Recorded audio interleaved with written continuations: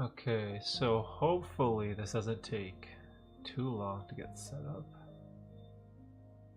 I think everything's good. Well, hopefully someone will come by and let me know if it's not good. Uh, Let me mute this. Alright, so this is an exciting day for me.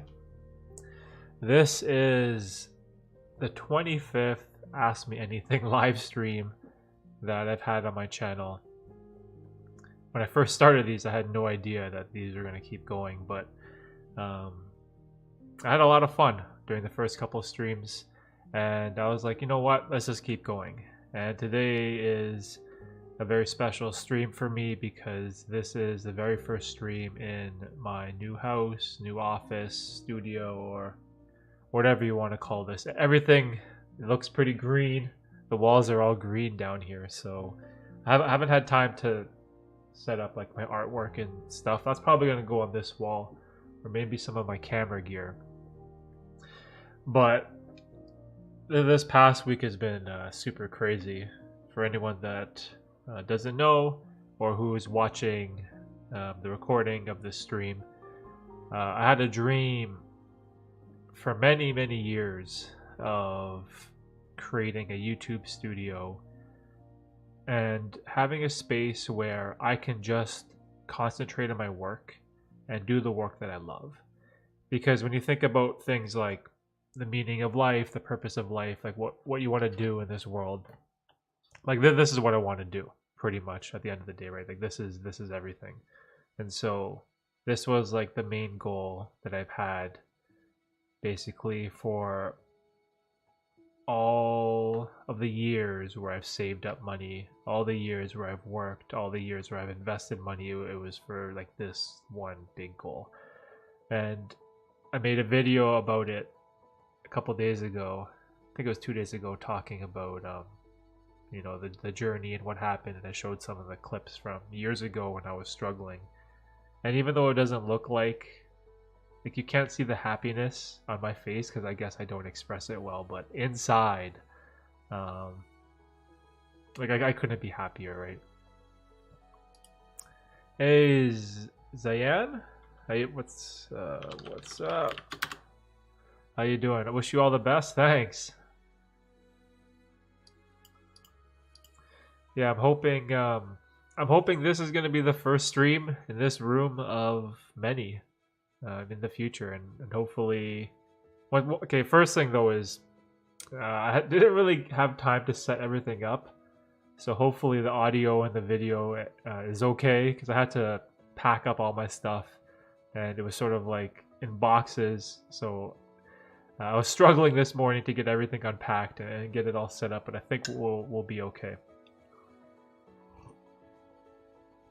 But the plan is I'm definitely going to improve the stream. I was thinking that I should have like the chat here, like on the side, because I've seen other streamers that they include like the YouTube chat. I guess if you watch the stream, like on the phone,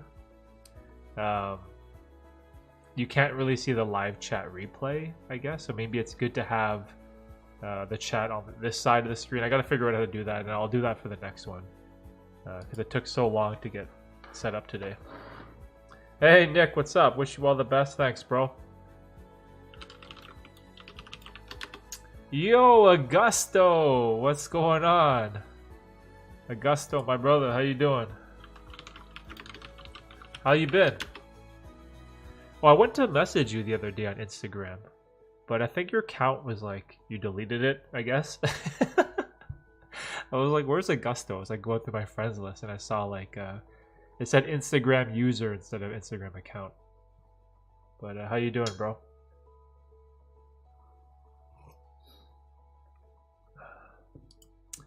Yo, Red.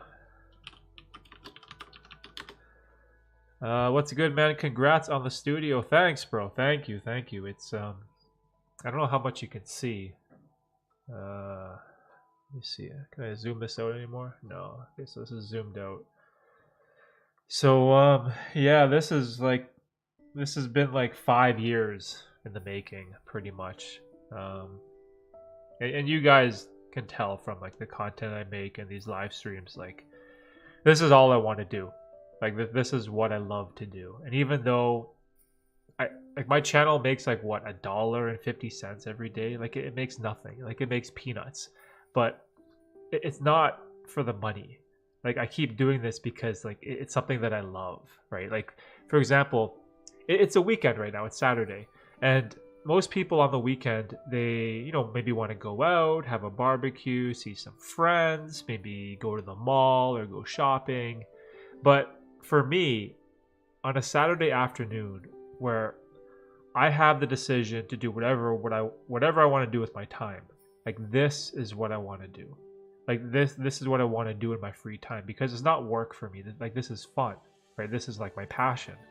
And so when I was like saving up like money and investing and all this stuff and thinking about like what's my long-term goal, and I was like this is it. It's just doing something that I love to do, right? And then it just makes me so happy, right? Doing good. It's been a long time. I kind of feel like post-war atmosphere. Life's good. We're not in battle, but at what cost, But anyways, I deleted Instagram a few months ago. Okay, that's why, Augusto. But I guess I'll be back when I get my camera. Oh, you bought an Olympus to shoot and film, so probably we'll get back to some photos.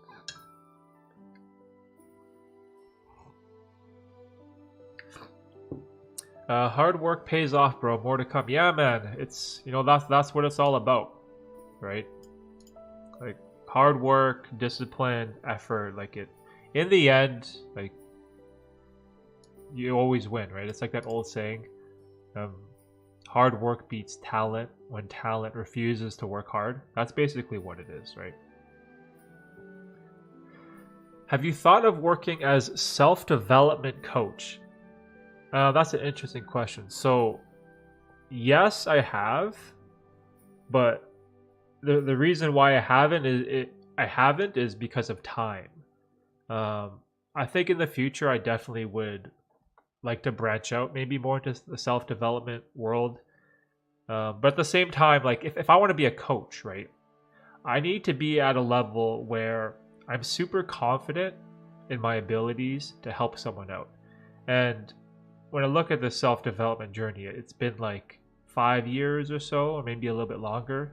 But it's just been the last 3 years where I've taken it like super, super seriously. So I feel like there's still a lot of room for me to improve and grow. And as I improve and grow and hopefully free up more time, then maybe doing like one-on-one coaching one day would be interesting. But yeah, we'll see. We'll see what the future will bring. What's your thoughts on social media? 3 words: post and ghost. That's basically my mantra when it comes to social media. It's hard as a content creator because I have to be on these platforms. Like I know, Augusto, you said you deleted Instagram, right? But for me, like I need Instagram and YouTube and I guess TikTok and all these other platforms where I post to, right? So like I can't just delete these apps because I need them to post on them. But I think it's very important that I stress this idea of avoiding instant gratification, right? And so I'm very careful that when I do go on social media and I post my content, I kind of just post and then I get off, and then I try not to stay there too long. And I used, I was like everyone else. Like I had I wouldn't say addiction, but maybe like a problem with Instagram Reels where like you're just constantly scrolling and it just kills your time, right? So yeah, post and ghost is basically how I feel about social media. Yo, Master Yoda, what's up? It's been a long time no see. Yeah, man, I miss these live streams. Like, I couldn't wait to do today's live stream. I was so excited. I was so excited to stream. But man, like the past 2 weeks have been so crazy. I'm just like so exhausted from moving and doing things with lawyers and talking to a real estate agent and all, like getting a mortgage, like, and the whole process has been like so strenuous. And also, it's sort of been, I guess, a little tough because where I used to live, it's like 45 minutes to an hour away from here. So like we had one big day where we moved all the big stuff, like, you know, like our desks, our beds, cabinets, kitchen tables, like all that. I rented like a giant 26-foot truck and I drove it across the city and I got all my friends and family to help me move. But there's still like things lingering. So we always have to go back and forth. So it's just been such a huge like time sink. Exactly. That's why I deleted for now. But a few months with no social media, I think I have more control about it. Yeah, it's like if you can just delete it, it's good because you'll never have that temptation to go on it. Because social media is so addicting, right? It's so entertaining. Yeah, I'm a little stuffed up if I sound kind of nasally from moving everything. Like there's so much dust, bro. Just all my stuff was covered in dust, so I'm having like bad like sinus allergies. Yo, Adam, what's going on? Adam O'Connor, do you have a consistent morning routine? What are some big things you recommend to have an effective one? Ooh, I have. Okay, so it's sort of like a weird question to answer in a way because I have a super consistent morning routine when I sleep properly. And I have that like asterisk beside it because my daughter, who's 2 years old, like sometimes, like when you have kids that are young, like they'll wake up in the middle of the night, right? They'll wake up at 1 a.m. or 2 a.m. and they'll be screaming. And like there's some days where I get like 3 hours of sleep. I hardly get any sleep. So on those days, my morning routine is completely shot, and it's like the day is just a mess, right? But on the days where like my daughter sleeps through the night, and I go to bed at 10 p.m. and I wake up at 6 a.m., I have a super structured morning routine that I follow every single day, and it's kind of strange because it doesn't. If I wake up late, it kind of doesn't happen. Like if I have to sleep in because I was up all night with my daughter, then like my morning routine gets all messed up. But the biggest key that makes it consistent is waking up early. And when I wake up at 6 a.m., everyone else in my house is sleeping, right? So I have all this time to myself, and I can get into my routine of journaling, right? So in the morning, I'll journal all my stuff, like my thoughts. I'll journal like a to-do list to do, and maybe it might take like 10 minutes or so, and I'll have my coffee. And then I'll go straight into like a 5 to 10 minute meditation session to sort of like clear my mind. So what I do is like I get all my thoughts out for what I need to do for the day, plan that out, write it down so I know exactly what I need to do. And then before I get into like the anxieties of the day, like the stresses of the day, I like to just sort of sit down in my chair and like put in a good 10-minute meditation session. Because what that does is it like relaxes your mind and it puts you in a state of like calmness. Now, some days I need longer, it might take 20 minutes. Some days I might take half an hour, which is why like waking up early is so key for morning routines, because you need that time to yourself to do stuff, right? And so once I get myself to that level of just calmness, right, and the anxiety's gone, there's no stress, and I know what I'm gonna do, and then I put in like a solid 2 to 3 hours of deep work in, like super concentrated work, where I'm either writing about whatever, like a topic for a video, writing a newsletter, or I'm editing a video, or I'm recording. And once I have those things in my morning routine, like the coffee, the journaling, the meditation, that brings me to this level of calmness, then I'm able to enter this like deep work state where those 2 to 3 hours are unbelievably productive. Like I get so much stuff done in those 2 to 3 hours.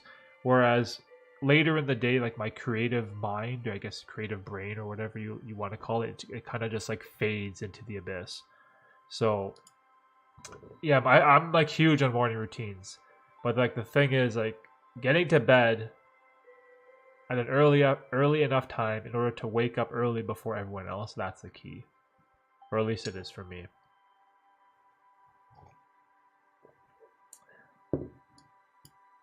Well, I hope you're doing good then. Yeah, you too, Yoda. You too, man. Yo, Jasper. What's up? Congrats on the new space. Thanks, bro. Thanks. It was like a dream come true. Jasper was on my podcast. If you guys want to check him out, we had a pretty interesting conversation about self-improvement in general and a bunch of other stuff. Do you have other jobs? Thank you for answering. Yeah. So right now I have a day job as a courier. So was it maybe 2 years ago? So 2 years ago I worked like a 9 to 5 day job as a courier. I'd work like 8 a.m. to 5 p.m. Monday to Friday. And then I would put in 40 hours in the day job and then 20 hours into YouTube on the side as I was like learning the self-improvement stuff. But then as I realized like this is what I want to do with my life, I had this idea to drop my 40-hour work week from the day job and then increase those hours into the YouTube channel. And as time went on, I wanted these bar graphs of time to invert. So what eventually happened was I was doing 30 hours of the day job and then putting 30 hours a week into YouTube. And then now I step down to part-time. So I work 25 hours a week at the day job and I put 35 hours a week into YouTube. And I received a lot of criticism from my friends and family, I guess, because of this decision. You know, at the day job, I was making, like, I don't make good money, but it was like 50 something thousand a year full time. And then by dropping down to part time, I'm making significantly less money to make what, $1 a day on YouTube. So financially, it seemed like a stupid decision. Like people are like, oh, why would you do that? Like, why would you give up your full-time job and guaranteed money in order to do this other thing that doesn't pay anything? But like this is like a key decision that I feel like is very important for people to make. It's when you are sacrificing your love and passion in life for just a paycheck. That is a massive, massive trap that I see so many people get stuck in. And I always told myself I'm never going to fall into that trap. Like the day that I find my passion and what I want to do in this world and what I just want to spend the rest of my life on, I'm going to go after that, right? And I'm not going to let like a consistent paycheck hold me back. And one day I would love for those bars to completely invert and the day job to go to zero, and then I could spend all my time doing this. But as you can see, I have this house to pay for, right? So it's kind of tricky, right? And then also before COVID, I worked part-time as like a freelance videographer. So I did some video editing jobs.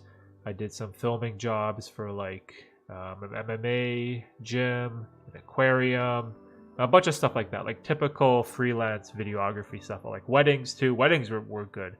If there's anyone out there that's starting off in videography, definitely get into the wedding game. It's kind of frustrating, but it pays. It pays really good. So, all right, I'm gonna be back. I have an exam for tomorrow. Gotta read and stuff. Hey, Master Yoda, go study, bro. Go study for your exam. We can always catch up on the next stream, dude. Oh, you're almost done. That's good, though. 100%. My day job is something that I love doing and wouldn't have it any other way. Eventually would like to transition into self-employment. See, that's you're probably in the minority there. Like the vast majority of people despise their day job, right? Like don't get this twisted. Like even though I come across as someone who hates the corporate 9 to 5, you know, that someone's like a hater of you know, the working class and all this stuff like that. That's not what this is. It's when people hate their day job and they're miserable, but they refuse to do anything about it. That's what really kills me, right? But if you love your day job, then like perfect. Like if you love what you do, like there's nothing better than that, right? How did you deal with doubt and criticism from your family? I get that no one gets the YouTube game. Yeah, it's the criticism from friends and family is hard, right? Because you get it from people who love you, right? Especially like your parents, right? Your mom and dad, brother and sister, wife, husband, girlfriend, boyfriend. Like these people, their opinion matters so much to you, right? And when you do something that makes them unhappy and they worry about you and they criticize you and they judge you, it's so easy, to give in to their requests, right? To do what they want you to do. But the thing is, at the end of the day, like, you have to be brave enough to do what's best for you. And no one in this world can tell you what's best for you.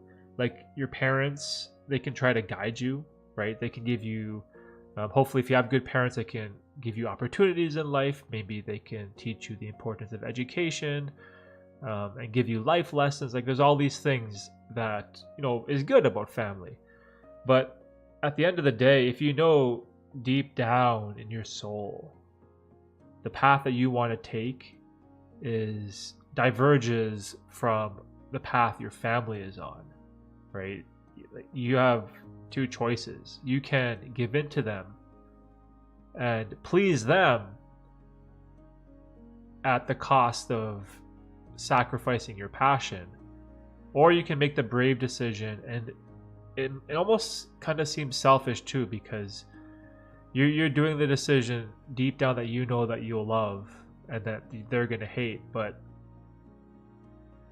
that tough decision, it's so important, because even though they won't be happy, but eventually they'll see how happy you are, and that will make them happy in the long run. And even though they can't see that now, eventually they'll see it in time. And like, I went through, I got to this point basically like the worst way possible. Like, I was like a professional gambler for 8 years. I never wanted to do, my path to where I am now, it's far from the average life. And like, my parents have been like super critical of me and family, but they care, right? They come from a place where they care. But I know deep down who I am, right? And at my core and at my heart, I am like an entrepreneur that loves the arts and loves creativity. And if that means I have to upset those people, it's not me leaving them behind. It's more about their failure to keep up with me, right? And I hope that in time, they'll see that I'm happy, I'm doing what I love, and then eventually, hopefully, they'll change their mind. But again, it's hard, right? It's a very tough decision. But if you really know what you want to do, I feel like you have to be brave. Gusto, what are you currently reading? Or the last book you read and recommend? Oh, so I read 2 amazing books by Robert Greene. What was it? The 50th 10 Laws of Human Nature or something. What was it called again? There was 2 books. One was like with 50 Cent, the rapper, and the other, which was like surprisingly really good. The other one was about human nature. Oh, here, The 50th Law by Robert Greene. So I read that one. It was like a collaboration with 50 Cent, which was like surprisingly really good. And then I read a super long book.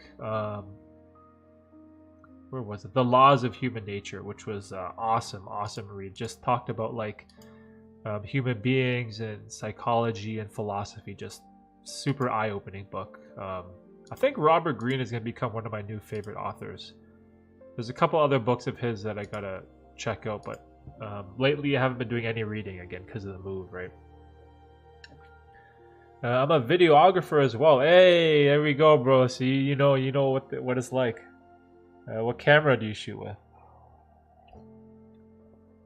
I agree. Sometimes it's hard not to care what those close to you think. I'm part of a family where everyone is successful, has houses and cars, and kind of have normal day-to-day jobs. Not that there's anything wrong with that, but I've always just been different. Sometimes I feel guilty and like a failure that I don't have what others have. You get how it is. By the way, I came across your channel a while and really enjoy your content. I started off in the self-help YouTuber thing a while back and decided I was more of a consumer than a content creator.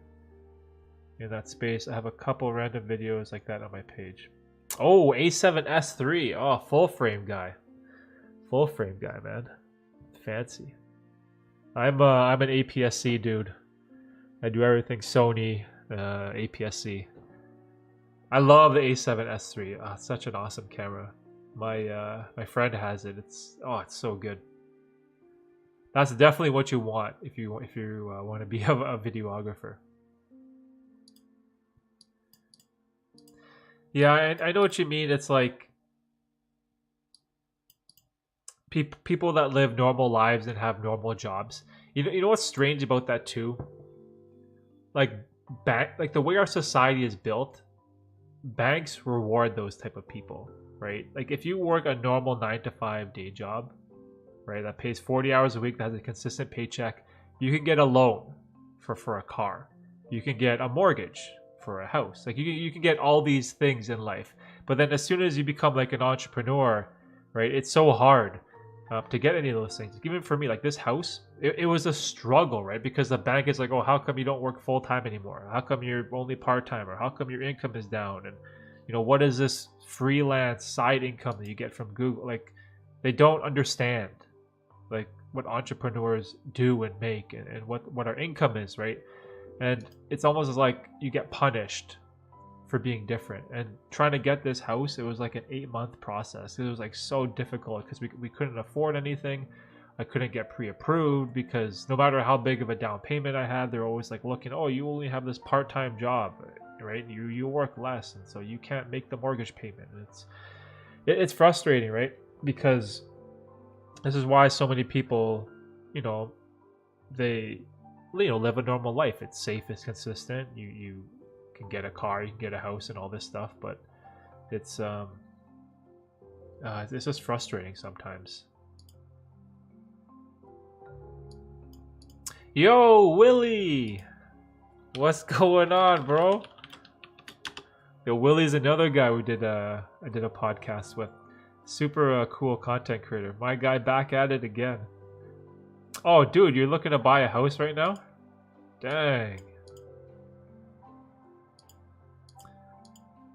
Yeah, I don't know what it's like in the US, but over here in Canada, the Bank of Canada has just been like pushing the interest rates up, and we've gone through like multiple interest rate hikes in the past couple of months, and it's tough, dude. It's tough to buy a house. Thanks for your thoughts, man. Take care. Yeah, no worries, Adam. Thanks for stopping by, dude. Always love to chat. Oh, it's exactly the same there too. Yeah, it's the housing market. It's such a frustrating thing, man, because the rate at which house prices increase, it almost like makes no sense. Like it doesn't make any sense. Like I get like, okay, yeah, there's inflation in the world, everything is getting expensive, but like back in the day, your house price, the value of your house would go up like, I don't know, 2 to 5% annually. So if you had like, I don't know, like a $200,000 house, it'd go up like $10,000 in a year. That's fairly reasonable. But like this past year, those same houses were going up by 200,000, 300,000, 400. Like how is that sustainable, right? So the housing market is like such a pain in the ass, man. And it was so hard for us because I was trying to buy first for 8 months because it was so competitive. Like we'd go see a house and they'd have like an offer date and there'd be like 40 people submitting an offer. So you got to outbid 39 other couples in order to like win a house. It was crazy. There was like no supply. So we got frustrated after all those months and like, you know what, I'm just going to sell our current place first. I'm just going to sell and then we'll figure out where we're going to go later. And then the week that we listed our house to sell was when Putin invaded the Ukraine, and then gas prices skyrocketed. So we had our house on the market and then we got like no offers, and it was like, oh, it was just like so miserable. It was so demoralizing. I was so upset. Yo, Batiste! What's going on, my French brother? How you doing? Good to see you. But yeah, keep grinding, Willie. Keep looking, man. It will work out in the end. But trust me, I feel your pain, bro. I feel your pain. It's like such an annoying like market to be in.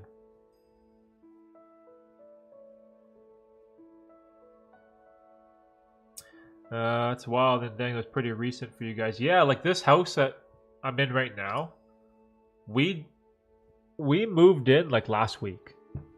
And you know what's messed up is I still own my old house right now. So I have 2 mortgages this month. Like I'm paying for 2 houses at the same time. I have my old mortgage and I have the new one. And my old house doesn't sell until like 2 weeks, right? So I'm just getting obliterated. Like obliterated by the bank. We had to like bridge finance our mortgage, so we have like 2 at the same time, and basically took all our money. Like I have like no money. I'm like stone broke, basically. So the whole thing is it's such a pain in the ass because I have to go back to the other place today after the stream, and I gotta go cut the grass, and I gotta go clean the house and vacuum the floors and get rid of all the garbage and make sure I take out the recycling. Like I still have to maintain that old house. Even though it's sold, I have to go back there and fix it up and then maintain it these next 2 weeks so that you know, the buyers, you know, they get what they purchase. Like you don't want to be an asshole and like leave your old house in shitty condition, right?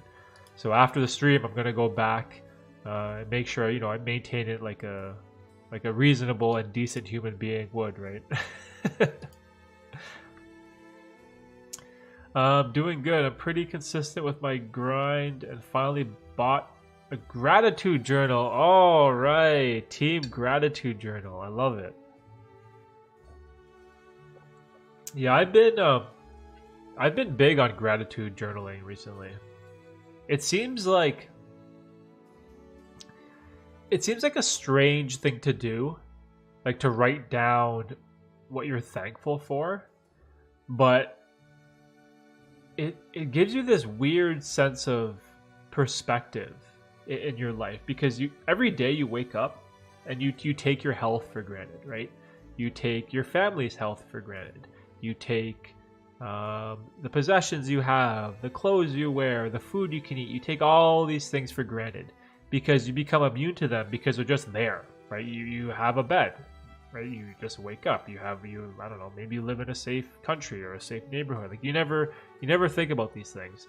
But it's when you get a gratitude journal and you write it down. Like I remember one day I was thankful for living in North America, for example. You know, I was thankful for living in Canada, which is, it's not a perfect country, of course, by any means. But, you know, I'm thankful that I live in a country where, you know, there's no war. And there is, like, safety in our community. And there's food. And there's shelter. And there's stores that I could, you know, buy things that you know what I mean? Like, I was just thankful for what I had. And if you never think about that, and you never think about like what you're grateful for, then you take it all for granted. And I feel like that's like such a big mistake that people make, because it's so easy to take things for granted, right? Because then when something goes wrong, you get all this stress and anxiety, because all of a sudden you think this one bad thing that happened to you is like ruining your life.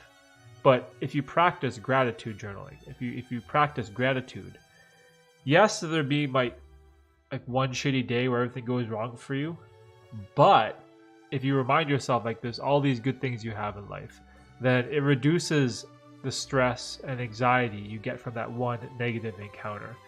And it does seem kind of like, it sort of seems like some type of like magical woohoo nonsense, but I feel like for myself personally, I've really seen the effects of gratitude journaling, like, and what it's done to me. And there are times now where, say, someone cuts me off on the highway, or maybe one of my investments doesn't perform as well as I would like, or I have a bad day at work. I'm not as stressed, right? I'm more calm and cool and collected, and I'm not at this state of anxiety where I'm freaking out because this happened to me and this is bad. And you have this like victim mentality where you say, why me, but like at the end of the day you realize that everyone goes through bullshit, right? Everyone has bad days, everyone has problems, right? But it's how you control those negative situations, where if you can find a way to live a life that's stress-free, I feel like that's super healthy. It's like I hate living in a state of high anxiety and stress. This is not the type of life I want to live.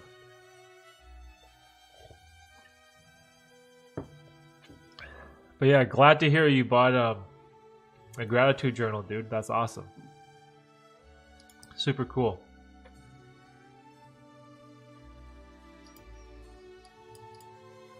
Another thing with the journal too is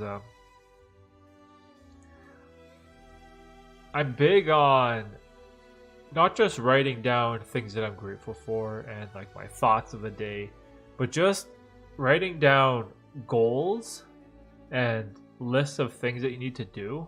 I think is huge. And I don't know what it is. Something about like getting a journal, right? And then, which way is the front? This is the front, and then something about physically writing it down. Like, today I will clean my house, or today I will work out for 30 minutes, or today I will meditate for 10 minutes. Something about writing it down on a piece of paper, I feel like it almost makes it real. Like it becomes a real thing. It becomes a real thought, a real idea. And then it's like, when you write that down, it's almost as if you owe it to yourself to get it done. And whenever I don't write down my goals or my list of things to do, then they're just kind of swimming around in my mind. And then the vast majority of the time, I don't get them done. Like, for whatever reason, there is like this connection or bond that you have when you put something onto paper, where I guess maybe it stays in your brain longer, or you think about it more and you go, oh yeah, I wrote down I have to work out today, so I gotta hit a workout. Whereas if you didn't write it down, you just might think about it and you'd be like, yeah, I gotta work out today. But then you might just blow it off, right? Something about writing it down. I'm sure there's some type of scientific study out there that study this type of stuff. Like, there has to be. I just feel like something about physically writing things down, it just makes like a massive difference when it comes to your productivity. There's something about getting that stuff out of your head.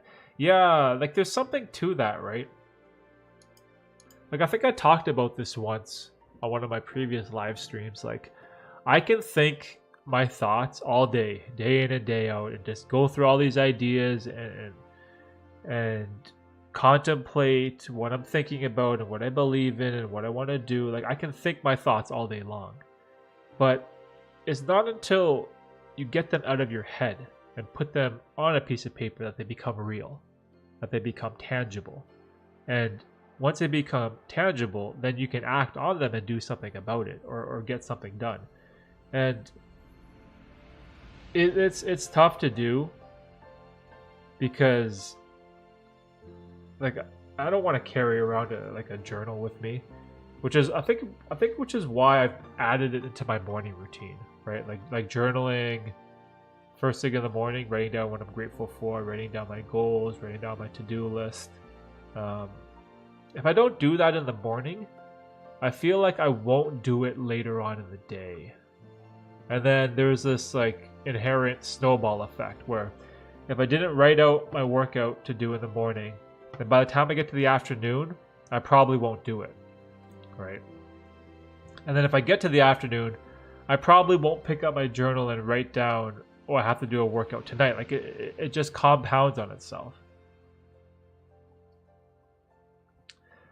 For me, it's like freeing up a part of my brain that allows me to get the next step done. That's interesting. Yeah, it's almost as if your brain has like a piece of real estate where that piece of land is like your thoughts or what you want to do or your goals. And then if you take out that thought, put it on paper, it's almost as if you've freed up a piece of real estate in your mind. And now there's more space for you to think about other things now that you have your goal or to-do list written out. I don't know. Like to me, it makes sense. Like I have no idea if I'm doing a good job at explaining this, but this is just how I feel about journals and to-do lists. Because like when I was in my 20s, I never wrote anything down. Like I never had a journal. I never had any books. I never wrote any to-do lists or tasks I needed to finish or goals or anything. Like I never wrote at all. Like I hated writing. Like all through high school and college and university, I hate it. I just hated it. And so like it never stuck with me. But then it wasn't until where, you know, I read all these books in the self-improvement world about like write down your goals, right? And set big goals and big targets and write down all these things.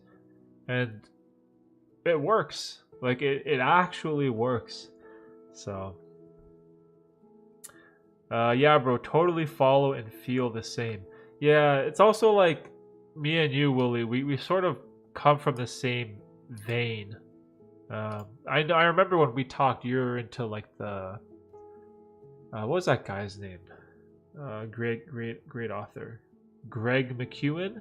Remember you were talking to me about essentialism?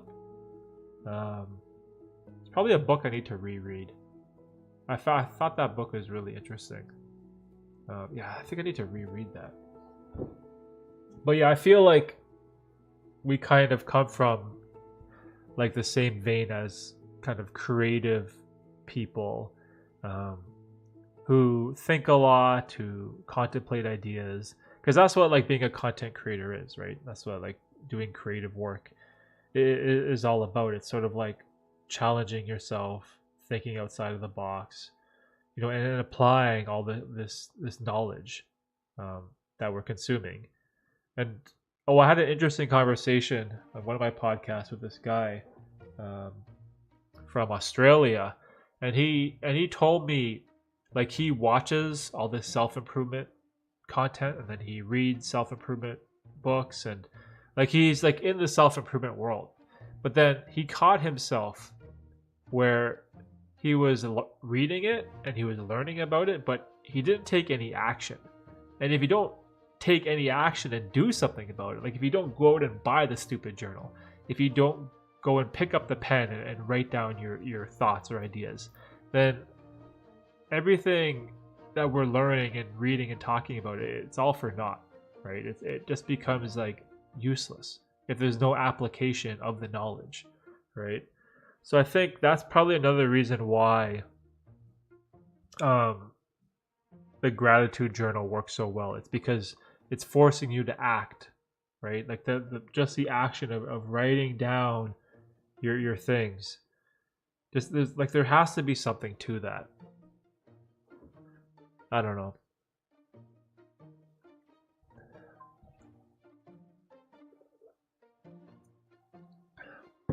But what does suck is I haven't written in my journal in like a week.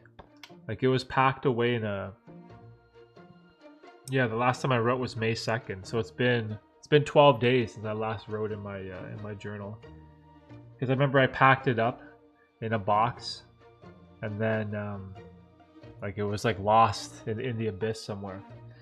So I'm curious, what did I write down last time? So when was May 2nd? So May 2nd was, oh, that's why, yeah. So May 2nd, because we got the keys on May 4th. So I wrote an entry 2 Mondays ago. And so I wrote down my goals. This is pretty funny. I don't mind sharing this. You guys can laugh if you want. So I wrote down 2 goals. Well, before I'd write down a 3rd goal because of like a house, but I guess that's done. So I had one goal of 1 million subscribers. And then my business making $25,000 a month. I have no idea. I don't think there's anything significant about that number, 25,000. But I think the idea here with these 2 goals that I've been writing is to think big, like set big goals, right? Like you want to set out and have your goal for your YouTube channel to be 1 million subscribers, and not just 100,000. Because if your goal is 1 million, right, then you're gonna put in the effort required in order to build a channel to get to 1 million, right? Like if your goal is only like 10,000 subscribers, and you're gonna put in 10,000 subscribers amount of effort into your work, right? And this idea of like thinking big, setting big goals, taking big action, and then even if I fall short, right?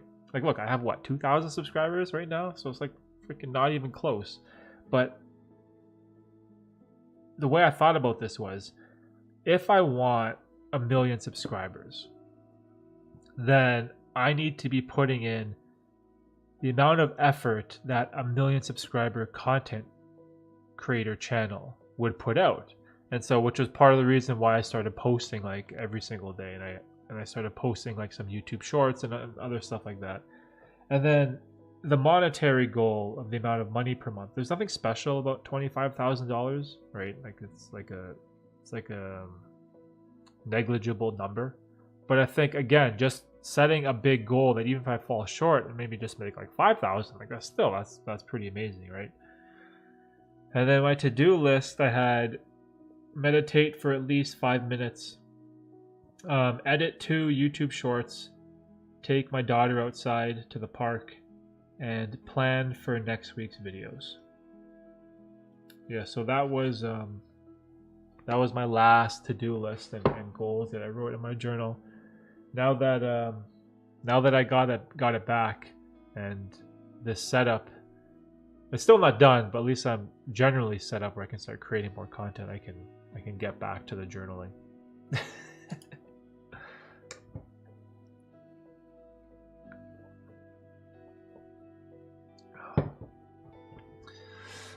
But yeah, let's see what's going on.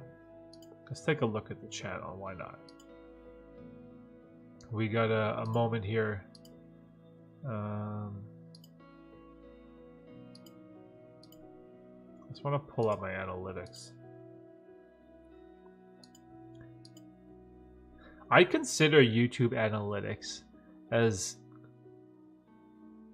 I wouldn't say as bad as TikTok, but man, as a content creator, I spent so much time in my analytics tab. Sometimes I feel like it could be detrimental.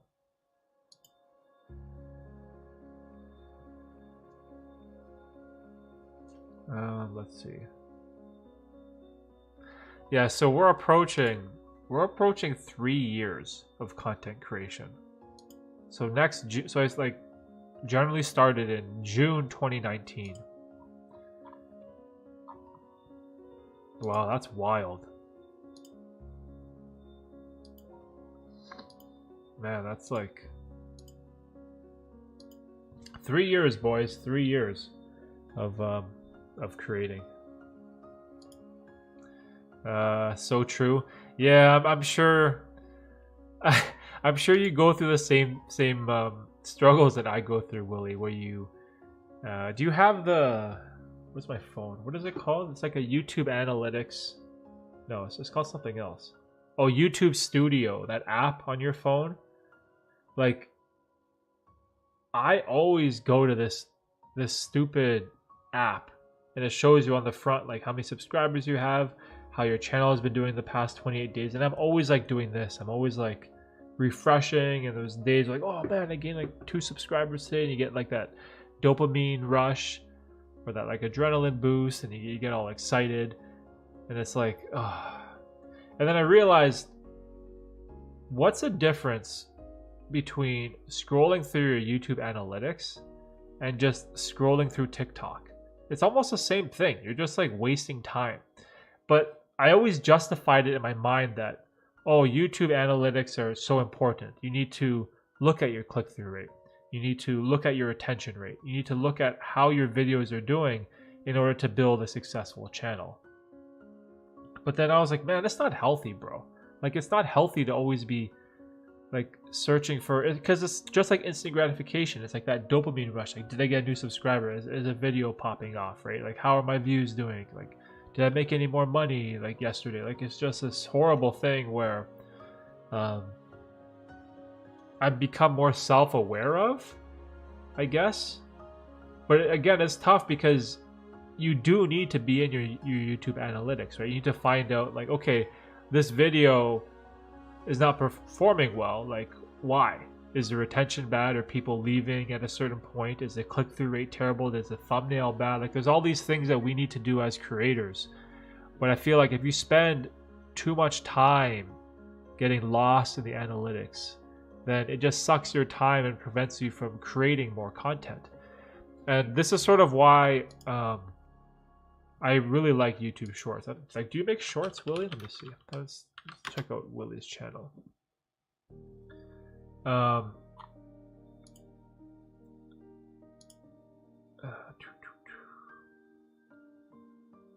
Okay, so no shorts. See, so yeah, so Willie, you're like going through the same thing. You got to think about your title. You got to think about your thumbnail. Like, you're probably thinking about like the time that you post. Like, it's like, man, it's so much stuff, right? Yeah, you spent too much time on it. See, this is the one thing that I do like about YouTube Shorts, is that it doesn't really matter. You can't pick the thumbnail for a YouTube short. Even when you kind of upload your own, it sort of like has a mind of its own, and it just picks one for you sometimes, which can be super annoying. Because there's some of my shorts where I've created a custom thumbnail and then I uploaded it, but then when I go to my short shelf, it doesn't even show. So what I've been doing recently was, I was thinking like cutting back all my time on being stuck in my analytics, scrolling through Instagram Reels, TikToks, whatever, TikTok feed, and just spend less time there, and then just spend more time just creating stuff, and just create more shit, and then just worry about like the analytics later. And I don't know if this has been a good decision or a bad decision. Like, I have no idea if this is like a smart decision to make for my channel. But one thing that I do like about this whole like YouTube short thing is, and this is something that like I'm pretty invested in now. I feel like it's a great way to create content, and also YouTube is like pushing it really hard.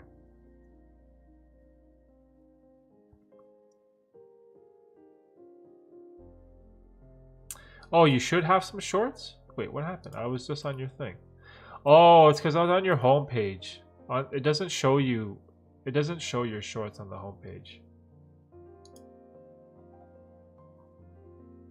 It just has like. Hold on. Oh, there. Yeah. Okay, so now you have to go to videos, and now I see your shorts. Okay, yeah, I see them now. All right, so you do got some shorts.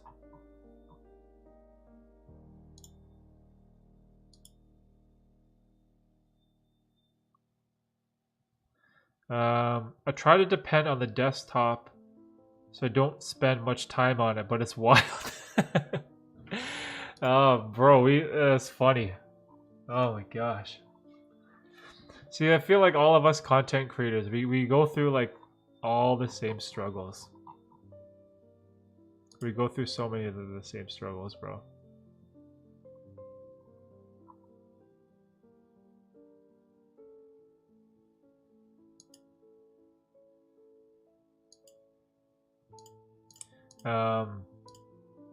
Hold on.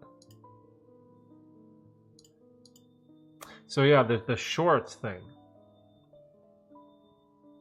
So I had an idea when I first started posting all these YouTube shorts on my channel, where I was like, I'm gonna keep creating like normal content, but the short shelf is like such an amazing way to get more traffic into your channel. And what's funny is that when you create a short, they can also rank in search and appear in the other sections too, like browse and suggested and search.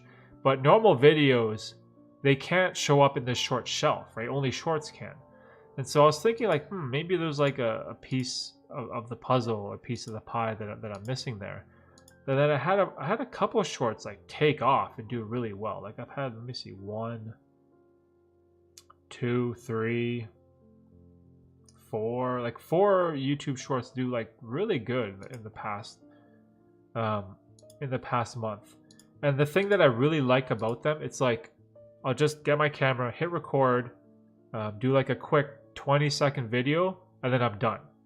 The only thing I have to do is just write the title, and that's it. Like there's no keywords, I don't put any description, I don't make a thumbnail. Like there's none of that. Like there's nothing. There's no effort that goes into the production side, and it's so much simpler. And I haven't found a YouTube short format I love yet, but I haven't put a ton of effort in. I think you've inspired me to start creating those. Yeah, Willie, I definitely feel like you should make shorts.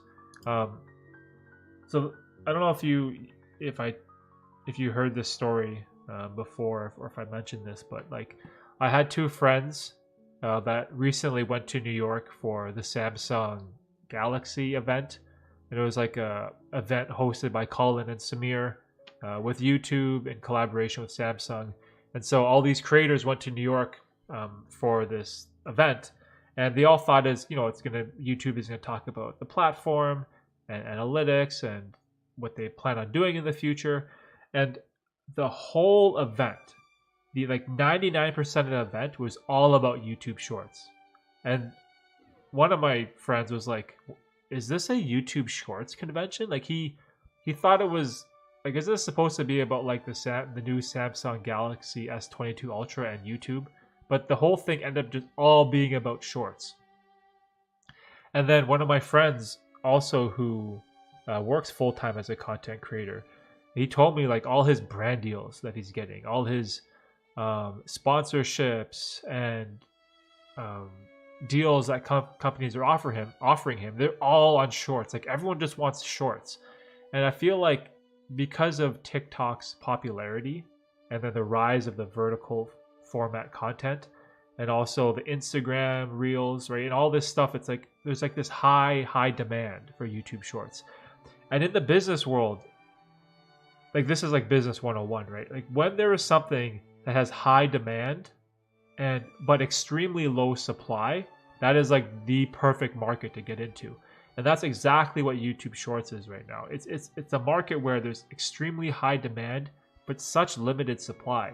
Because the supply, if you think about like what is the supply of short form content, it's normally dance videos, right? It's entertaining videos, it's funny videos, like comedic type videos, like that's what it is. But when you look into things like our niche, like self-improvement, motivation, inspiration, discipline, work ethic, all this type of stuff, it hasn't really taken off. And when you look at like the big content creators in our niche, like the Matt Diavella's, Better Ideas, Nathaniel Drews, all these guys that are in our niche and crushing it, they're still in that like 8 to 12 minute format, longer form content, right? And so I feel like there's a hole in the market, especially for our niche in the self-improvement world, where there's this high demand, right, for short form videos. And why not fill it? right? Why not do it? Like it's such a, it just seems like a no-brainer thing for me to do. And let me give you some stats just so you know. I think April was like, yeah, so April was the first month where I started creating shorts. And a couple months before that, I was getting like, I don't know, 7,000, 8,000 views a month. And then last April, I got like 31,000 views. And a large majority of that came from shorts. And it was like the best month I ever had, the most subscribers I ever gained. Like, so like there's this massive like need for something, right? And for whatever reason, people aren't doing it. I think the short form content is almost, it's like disrespected by people. I feel like filmmakers like us, you know, like who have like cameras and all these things, like we want to record videos like this way, the old fashioned way, right? The cinematic way, and like the storytelling way. But like, if you think about what the world is transitioning into, it's this, right? It's this vertical format. Like this is the new resolution where, you know, 480p became 720p, and then 720 became 1080, then 1080 became 4K. Like there's like this natural progression in resolutions where you would think the next progression should have been from 4K to 8K, but I think the progression has gone from 4K to 1080 by 920. Like I feel like this is like the resolution now of the future. And again, it's like when I think about it like that, vertical format content, it kind of kills me because I don't enjoy it as much, because I'm kind of like you, like I come from like the filmmaking background and storytelling background, and it feels like I'm almost selling out, and you know I'm just like catering to a world of people that have low attention spans, that can't watch a video for longer than a minute. But like maybe that's what the new generation is, right? Like maybe this new generation, because they're brought up on cell phones, because they're brought up on iPhones and smartphones and Google Pixels and Samsung Galaxies, like maybe this is like the content of the future. Maybe the content of the future is this short form vertical content that TikTok has popularized, right? And so like as a content creator, someone who has to think between love and passion and business, because again, business is very important. I'm like, I have to create shorts. Like I have to. It just makes too much sense to me. Like it makes too much sense. And also like the streaming thing too, like this live stream that I do. I feel like again, it's something. It's a way for people to connect more on a personal level with other content creators, because I see so few people in the self-improvement world do regular live streams, right? And I feel like you should do more of them, right? So I don't know, just my thought, just my thoughts about content in the future and where things are going. But also, like, I could be wrong too, right? That doesn't, just because I have like a perspective or a belief on something, that doesn't mean it's right. Like maybe this short form content fizzles out. Who knows? Like maybe TikTok becomes a fad, just like Vine, right? And it just fizzles off into the abyss, and no one even knows about it 3 years from now. Like that's a possibility too, right? So, but I think by diversifying my content, right? Having the normal videos, having the shorts, having the live stream, having the podcast, like by diversifying across all these different mediums and all these different platforms, if one dies and turns into ash and one takes off and blows up, you know, I'm going to have a piece of that pie, or a piece of that, I don't know, content creation puzzle, if that makes any sense. That's so true. No, I think you're right. I don't know, just some thoughts. Like try it out. Like I definitely would recommend just try it out, right? And see what it's like. Maybe you love it. Maybe you'll be like me. We're like, no, you just love it because like there's this new form of content where it's like fresh, it's different, it's new, it's like it's very quick, it's fast paced. You get to the point right away, and it's different, and it's like it's a challenge for me because I'm not used to that type of creating that type of content, so I kind of enjoy it. Or maybe you try it and then you just hate it and you think it's stupid, and then that's fine too. Like either of those options works. But I think the key is that you need to at least try it out, right? And then see how it does. Hey, Forrest! What's going on? Let's see what time. I'll say good evening.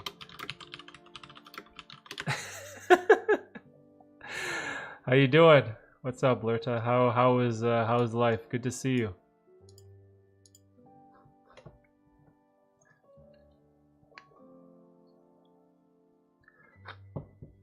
Now I enjoy IG Reels, so it should be going for it on YouTube. Oh yeah, another interesting thing I heard from one of my friends who went to that, I guess we'll call it the YouTube Shorts conference, was one guy who I think he had like millions of, like 4 million subscribers or 4 million followers or something. He was like, create create 4 short videos every single day for a month and watch what it'll do to your channel. And my friend was like, man, post 4 short videos a day for a month. Like that's 120 videos in a month. Like that's so much work. And the guy's like, no. What I mean about posting 4 short videos, he's like, make one, post it onto YouTube Shorts, post it onto TikTok, post it on Instagram Reels, and post it onto Facebook. That's one video on 4 different platforms. So that's like making 4 videos. And do that every single day for a month, and then watch what happens to your channel. And I was like, wow, like that's super interesting. And this guy was basically saying that is what he did for months. Like he tried it out as an experiment where he posted one video every single day for all those platforms. So he's putting out there 120 short form videos into the internet in a month. And his whole channel growth, or I don't know, whatever you want to call it just exploded. And it was like a super interesting idea because a week later, there was this clip of Gary Vaynerchuk that I guess it went semi-viral, where he was at some type of party and some guy walked up to Gary Vee. I guess they were like shaking hands, and I don't know, they're talking about business or something, and like music was like blaring in the background, so it was very hard to hear. And whoever was recording this video, I guess they went up like super close with their phone to Gary Vee, and Gary Vee like was shaking hands, and he kind of like hugged the guy, I guess, and then in his ear, Gary was yelling, the algorithm is 4 a day. He's like, it's 4 a day right now, bro. The TikTok algorithm is 4 a day. So take advantage of it right now before it changes. It's 4 a day. And I was like, what the heck? That sounds so interesting, right? Like this, and again, this reinforces this idea of short form content, right? There's like this demand for it, right? And I'm like thinking about, okay, I definitely can't do the 4 different videos a day and post on TikTok like Gary Vee is saying. But the other challenge where you make one video and post it on all the platforms, that 4 a day, that's more than doable. Because if you make a short that's like 20 seconds, like you can bang that out so easily, right? So that's definitely doable, I think, from like a time and productivity perspective. Like say you wake up every morning and you give yourself, I don't know, an hour to do a short, maybe 20 minutes to think about it, 20 minutes to record it, and then maybe 20 minutes to edit it and upload it. Because a short is super quick. If it's like 30 seconds, Like the amount of time it takes to edit and render and post, it's like nothing. It's almost instantaneous, right? Like a 20-second video, that's nothing. So I guess the only hard part is spending the 20 minutes like thinking, okay, what's a title and what's a topic, right? Maybe spend 20 minutes there, figure that out. And then when you record, just super quick, just get straight to the point of the title, straight to the point of the topic, and then you're done, right? So I feel like if you just do that every single day for a month, that's not that hard, right? As long as you can come up with some sort of ideas or topics that stay within your niche, then I think it's more than doable. That's such a good challenge. I think I'll go for it. Yeah, man, try it out, dude. Try it out. Like, if I had more time, maybe I would try what Gary Vee is talking about, but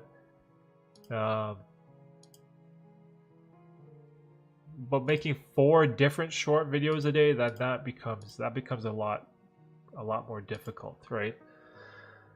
So that's when it becomes kind of time consuming, because on the flip side,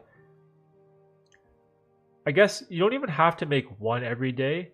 Say you take a Saturday afternoon like today, and then maybe you think of 3, 4, 5 shorts, and then you record them all at once, or maybe you write down all the ideas at once. So then you have content for Monday, Tuesday, Wednesday, Thursday, and Friday. Like maybe one day you film 5 in one day, and then you just post them, not post them all, but I guess upload them all, and then schedule them all for all the next consecutive days.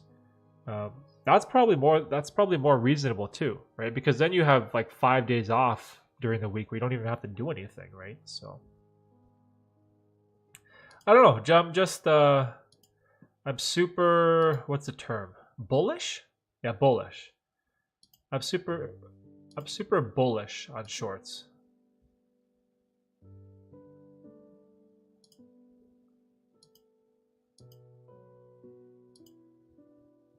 I actually didn't make one today. Oh no, but the live stream. Okay, so the live stream will cover us for today. So tomorrow, or maybe I should record a bunch of shorts today, and then I'll have a bunch of just posts for next week. Maybe I'll have to do that. So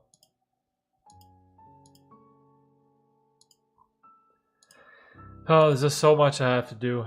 There's just so many things. I gotta figure out like what are my priorities. I definitely want to get a better setup here for the stream.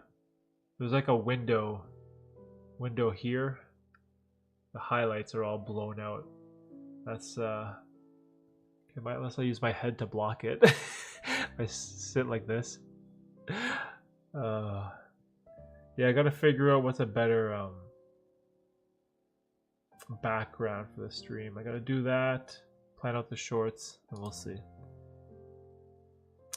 I'm covered in fur. Your dog? Oh my gosh.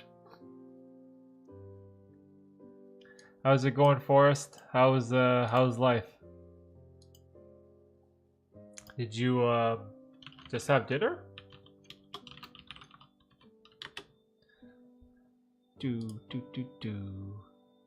Ooh, a spa day.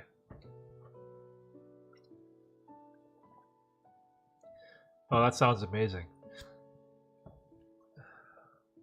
Was it like one of those full spa days, like where you get like nails and hair and manicures and all that, or was it just like the what do you call it, like those hot tubs with massages, I guess? Is that what people get? Like I've never been to a spa. I have no idea. It sounds relaxing, but I have no idea what you do. I'd assume it was like a hot tub with warm water, and then maybe you get a massage or something. Oh. Ah, you meant for the dog. Yo, what? What the hell? What am I thinking about? I thought you meant like spa day for you.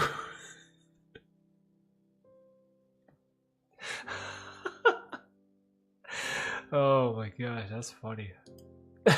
Okay, a spa day for the dog. Okay, that I understand. That I totally get. Oh gosh. I'm dying. That's funny. Spa day for the dog. Oh, what kind of dog do you have? I think I saw it on Instagram a couple times. Let me see. Oh gosh. That was funny. Spa day for the dog. Do do do. Oh, a terrier.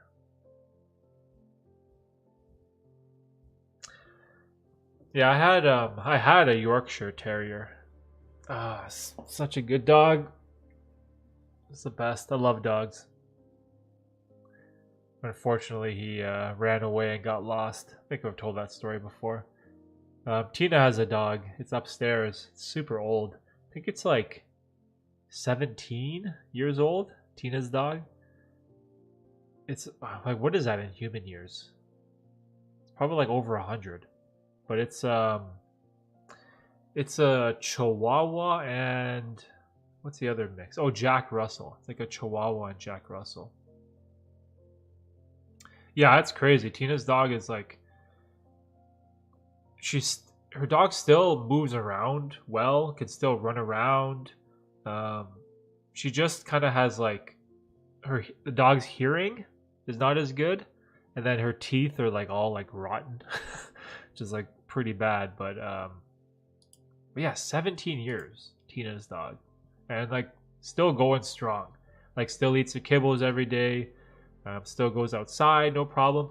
It has a little bit of trouble going downstairs. She can go upstairs, but has trouble going down. And basically just sleeps all day. Hey man, what's up? Yo, Swen! What's going on, my self-improvement brother? Ooh, Caramel 6. That's a cool name. Yeah, my Yorkie was... How old was he when he ran away?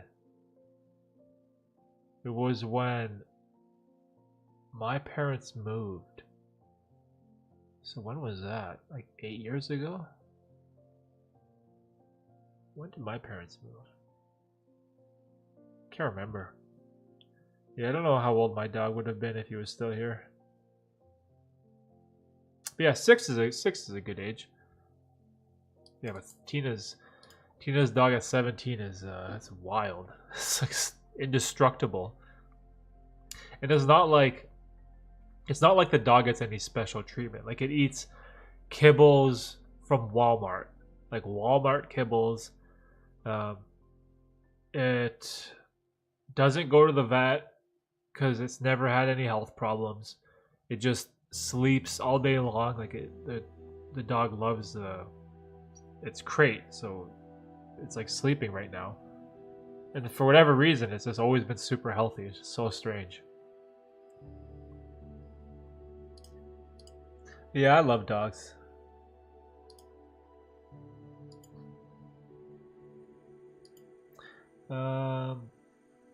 Sorry, Derek, my brother, I must go. Hey, no worries, Batiste.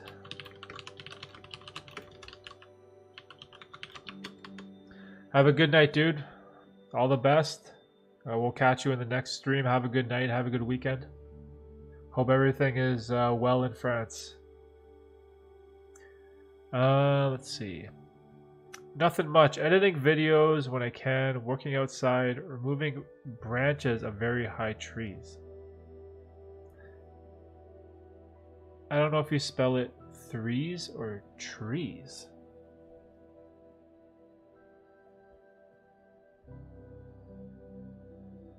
Yeah, move. Oh, working outside. Yeah, removing branches of very high trees.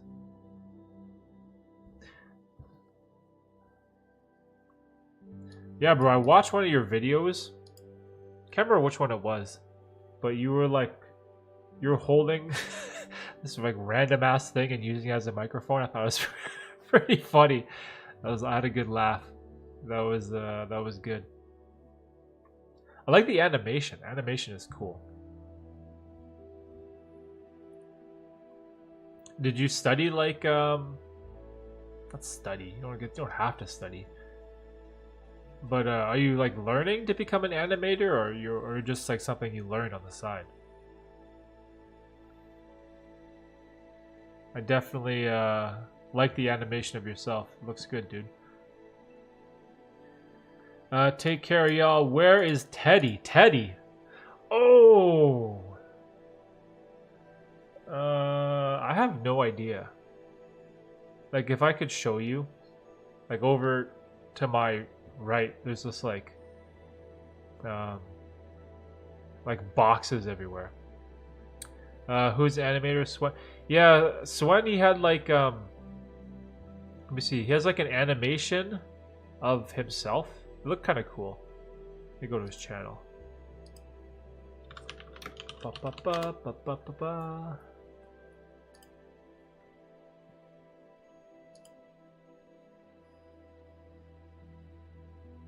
Oh, that was it. You're holding like a prism.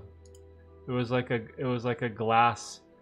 It was like a glass prism that he was holding as a microphone. It'd be like as if I held my glasses case and I pretended like this was a microphone. But he had like an animated version of himself, which is pretty cool. Oh, just the hobby. Hey, Erica, what's up? Put you on while cleaning my kitchen. How is the new house? That's awesome. We got pretty much all the essentials set up. Upstairs, we don't have a stand for the TV, so the TV is on the floor.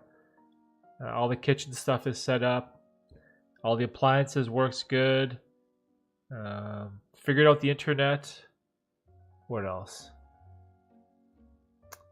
What else did we do? Oh, we built our bed last night. That was serious. It's the first time having a king-size bed. That was like, mattress is crazy huge. But yeah, everything's good in the house so far. We just had to figure out. There's like all this intricate wiring that these people did behind the walls. Like they have cables running everywhere. Like when I was telling Martin, there was like Ethernet cables that run all through the basement. Like I think behind this TV here, behind me, there's like a port of like 4 different Ethernet cables. I don't know why you would need so many lines. And then there's like Ethernet cables coming out of the ceiling. Like there's this cable management everywhere. So I gotta figure it out. How is the Endy? Oh, the Endy is so good. It's amazing. It's like such a good mattress. It's wild how it came though. Like after we like opened it and then it like kind of self-inflates. The king size mattress is huge. I was like, holy shit. Most of the time I spent playing games, so when I started self-improvement, I wanted to try new hobbies. By the way, is this your new office? Looks sick. Yeah, this is it. This is my basement. This is the new office that I have created. I would actually I can't take this off and show you because the camera it's connected to my laptop, which is streaming. But so behind me there's like a couch here. So this couch, it's sort of, I don't know what you call it. What's the word? Oh, futon. It's a futon. So like it folds down into a bed. So when my parents come over, and they're coming over tomorrow to stay a night. So this is like a spare bed that I have for guests that come over. And then in front of the bed is like the TV, and you can't really see it, but there's like this white stand right here. And it's all of my daughter's toys. So all of her toys is all in this corner. It's all thrown away. And then on the opposite side down there where you can't see, there's a desk for Tina's workstation. So like this basement's huge, like there's tons of space. So my wife has a desk over there for her work because she works from home a lot. And then right in front of me, there's more space in front of me where I'm gonna have a desk, another desk here, and then I'm gonna put chairs over there, and then this is where I'm gonna like record some live podcasts in the future. So hopefully, I'll not only have like this station here where I can edit, I have a camera here where I can stream. I'm also gonna have like a camera here to my side, and microphones where I could have like a live podcast setting. And then down the end of the hallway, there's like what do you call it? A cantina, a cold room. So I got like drinks for when guests or people stay over, and there's like a washroom there and a shower. So yeah, like super, like it couldn't have been any more perfect. Is that a good sentence? Is that a good way to say it? Sounds like shit, but yeah, it just couldn't have worked out any better. This dream of like building a content creation studio and just like having a space to do work that I love. It's like, you know, it like means everything to me. And you guys saw my previous setup, right? That little office where I was streaming in. That was like, it was a guest bedroom, and it was like tiny. Like I could barely fit in my desk and all my lights and all my gear, just all my crap and all my stuff, right?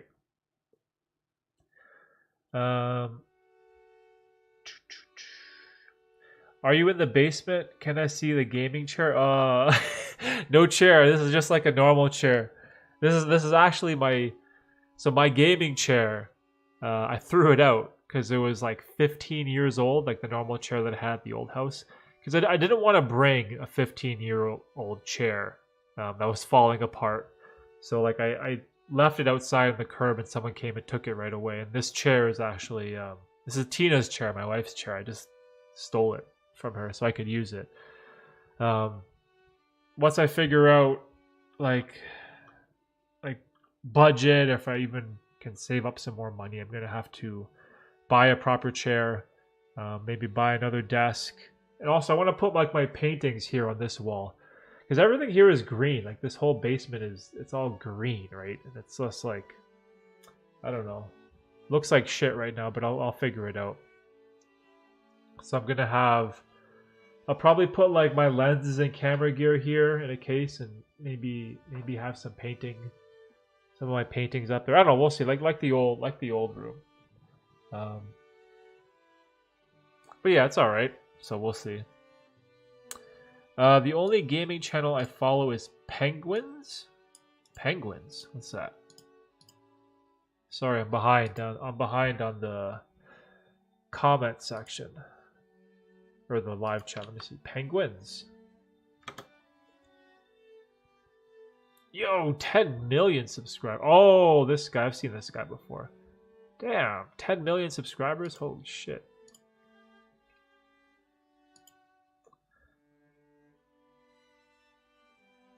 The green wall looks nice on camera. It's super fresh and happy looking. Yeah, it's a bit different than like the normal boring. Not boring. Dull looking gray, I guess, that I had in the other room. But yeah, the green's alright. I just want to hang stuff here somewhere. I don't know, but we'll see. Oh, and then there is that weird shiny green wall, right, that I can write on. Maybe I can use that for something. I don't know. We'll see. We'll see. There's just so much going on. I'm like overstimulated right now. Like there's so many things I gotta figure out, gotta buy or build or unpack, and I don't know. It's called snot green color. You like the lime green? All right. Yeah, there's like there's a funny wall over here where I don't even know what kind of finish it has, but the wall you can draw on it with like one of those dry erase markers. So the snot green wall.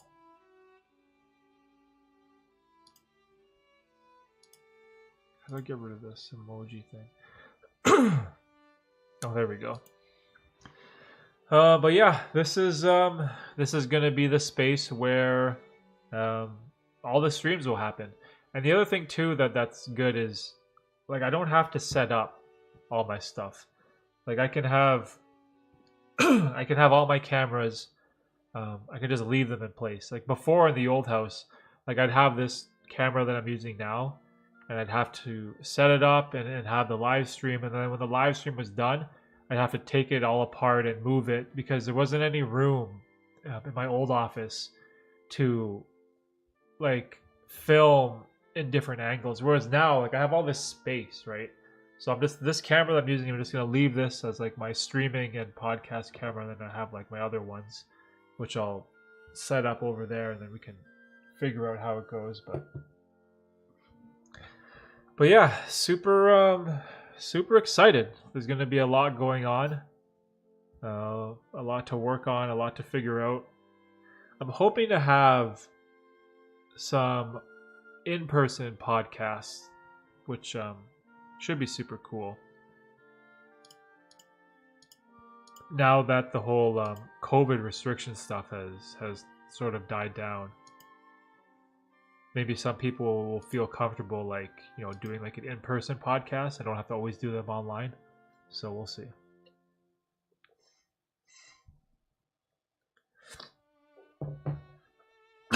So yeah, so that's pretty much it.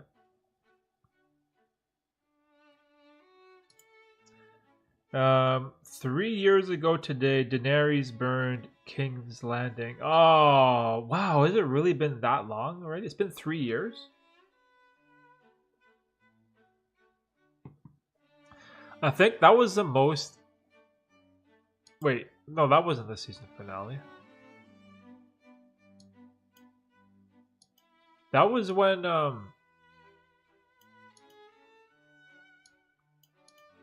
was that in the last season? I can't remember now. Like the whole Game of Thrones timeline is like lost to me. I can't remember what happened when. I just remember watching the finale and just being so upset because it was so anticlimactic. And I was like, oh, the pain.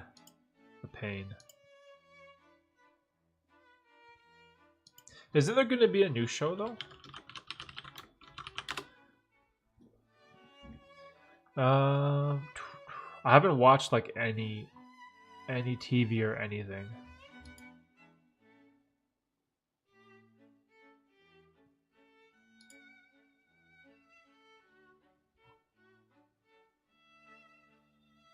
Oh, House of the Dragon. August 21st. So that's going to be the next show. Your heart was numb for 2 weeks and sad and mad. Yeah, it was like, man. I remember when like Game of Thrones was going on. It was like an event.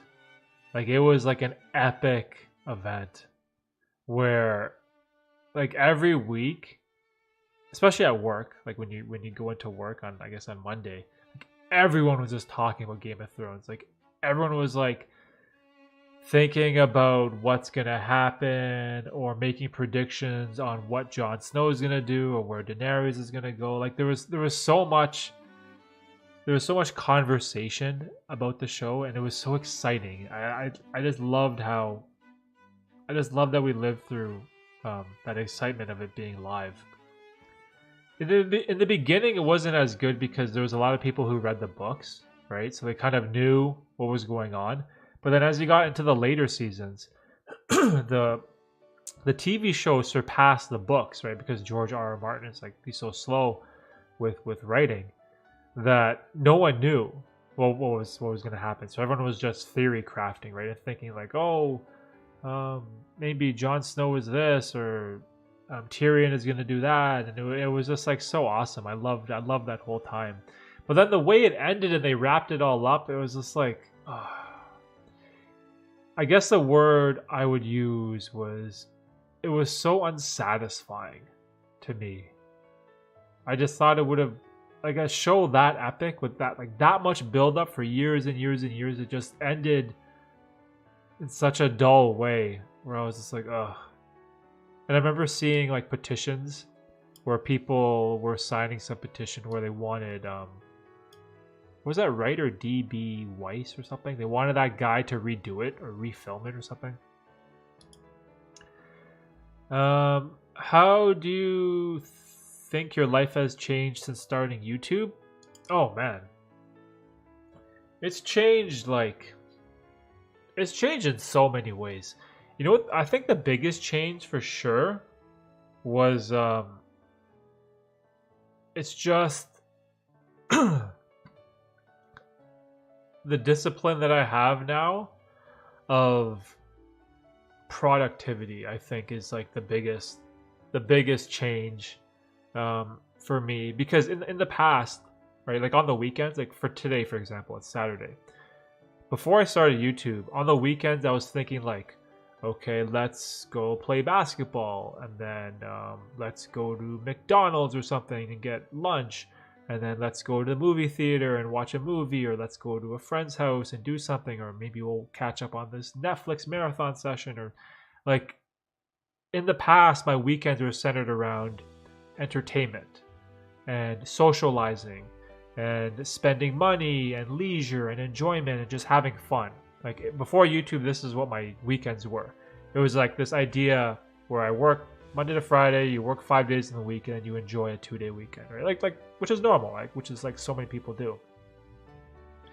But since starting YouTube and getting into this whole productivity, filmmaking, content creation stuff, now when I get to my weekends, instead of like wanting to do things of leisure or wanting to spend money or wanting to have fun, now all I want to do is create content and work on creative things. Like that's all I want to do now. And that's like the biggest change in my life is how I spend my free time.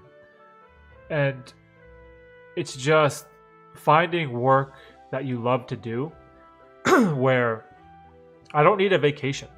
Like, you know, some people, they need a vacation from their work. They can't wait to take their 2-week vacation and get away from their work. But now, when I have vacation time for my day job, I want to use that time to work on my YouTube channel, because like this is the stuff that I love to do. That's like the biggest change that's happened to me.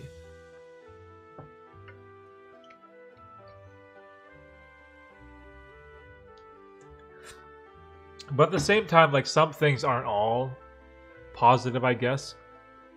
Because now, like when I'm at work, and like work as in my day job, right? Like when I go to my day job, I get lost in the conversations with my friends and coworkers that I used to be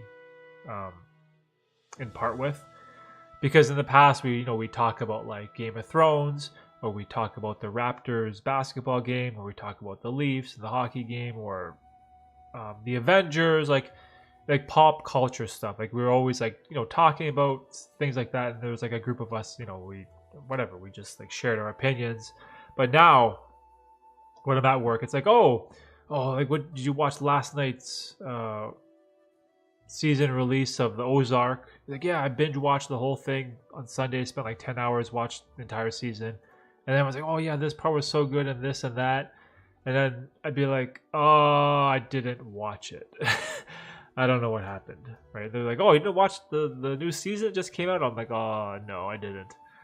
And then there'd be another day where like, oh, did you watch the new Spider-Man? There was this and this happened and all, like, and then it would come to me like, oh, did you watch it? I'm like, no, I haven't watched the new Spider-Man, right? So it's like, socially, I guess starting YouTube has made me more awkward, I guess you would say, in social situations with regular people and coworkers and friends. And because now instead of wanting to consume content, I'm creating content, right? So I'm on the opposite end of that exchange, where I'm no longer a consumer, I'm a creator now, right? So maybe I definitely could use maybe some more balance to my life and not be so obsessed with creating all the time. But again, like it's it's not work to me. It's pleasure. It's fun. It's what I love to do. But definitely from a social aspect, um, it's been very it's created like an awkwardness with my peers. I guess you would say, because I'm not up to time with what's trendy in the world, right? So I guess that's like the biggest negative that I can think of on the spot. But aside from that, everything else has like been great. Way more positives than that one negative.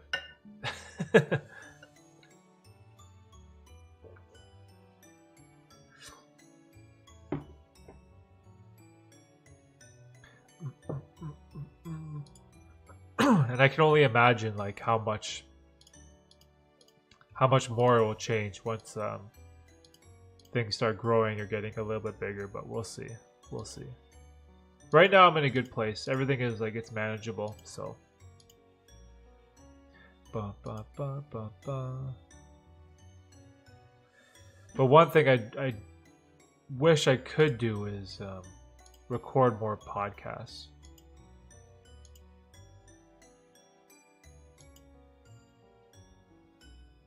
I definitely would like to do that.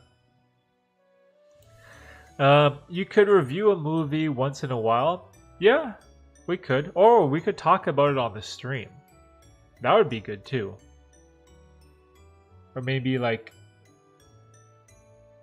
if like a super interesting movie comes out. You know what's hard though about watching movies for me? Like ever since I got into filmmaking, there's like this weird switch went off in my mind now when I watch a movie where I don't appreciate it as much as normal. Like in the past, I would just watch a movie and it would just be pure entertainment. It'd be fun. I'd follow the story and the characters and it would just be like awesome. And I'd be fully immersed in the experience. But now that I got into like this all filmmaking and creating videos and stuff, when I watch a movie, I appreciate the sound design, the camera angles, the aperture of the lenses that they use, the focal lengths, the transitions. Like these are all things that now I think about and appreciate when watching a movie, and it sort of like takes away from the experience, because instead of just like watching Spider-Man and the Hulk or Doctor Strange or whatever movie I'm watching, right? Instead of just watching it and appreciating it, I'm thinking like, oh man, that was like a cool transition. Oh, this cutscene was awesome. Like, oh, they zoomed in on Spider-Man's face with like a 250 millimeter focal length. Like there's like these weird ideas that I think about now when I watch a movie, and it's kind of annoying. It's sort of annoying now because like I'm so obsessed with like creating this stuff that when I watch other videos, I get inspired by them. Because then I want to try out those focal lengths or these apertures, and I don't know. It's just super weird. I gotta go, man. I'm going to take a cold shower after. Yay, cold shower after a long time. All right, have a good night, bro. Thanks for stopping by, Swen, and keep creating. Keep pushing in the self improvement niche. I love to see it. I love to see other creators just like grow their content, grow their channels. I think it's a great world to be in. Yeah, man. Have a good night.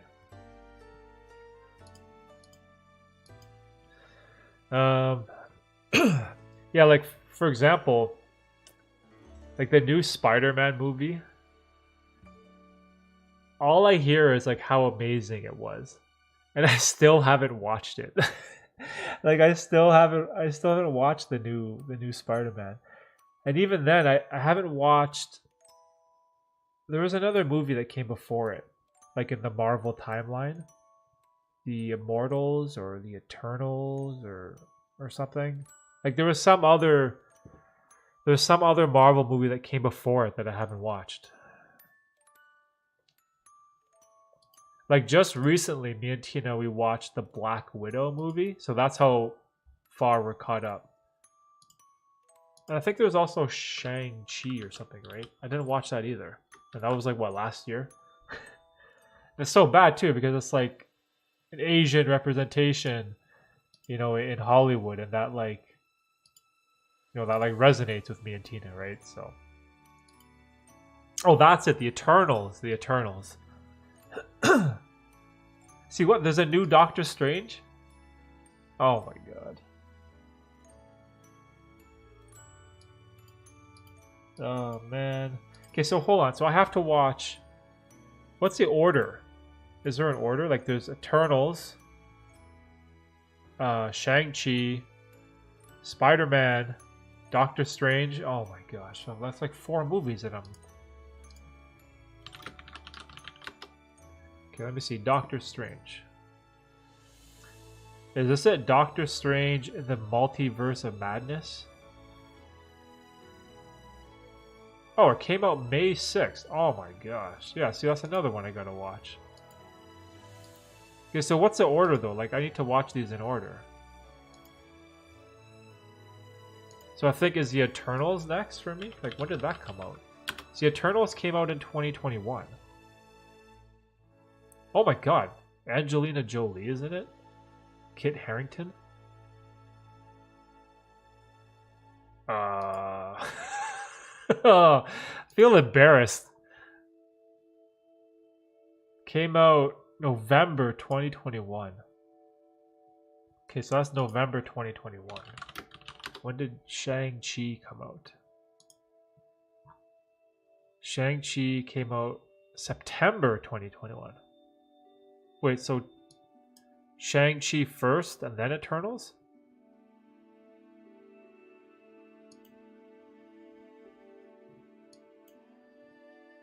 What's NWH?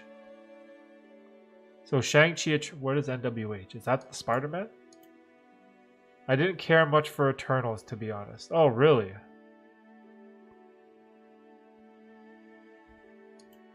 Four movies if you skip the Disney Plus series. Oh, man. So far behind, bro. Oh, my God. What's NWH? That must be a Spider-Man, I guess. Oh, No Way Home. NWH, okay. Oh yeah, I saw like the worst spoiler when I googled this movie because it showed the cast. And I was like, hey, how come those 2 guys are in it? And I'm like, oh no, spoilers. And we did this on the stream, I think, right? I googled the Spider-Man No Way From Home, and it showed like the the actors. Okay, so Spider-Man was December. Okay. But was there anything after Black Widow?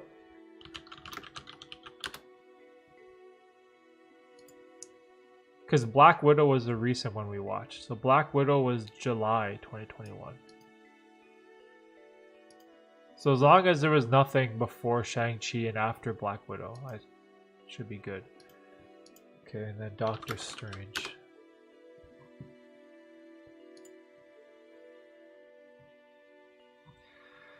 Alright, so we got Shang-Chi first, then the Eternals, then Spider-Man No Way Home, and then Doctor Strange in the Multiverse of Madness. Wow.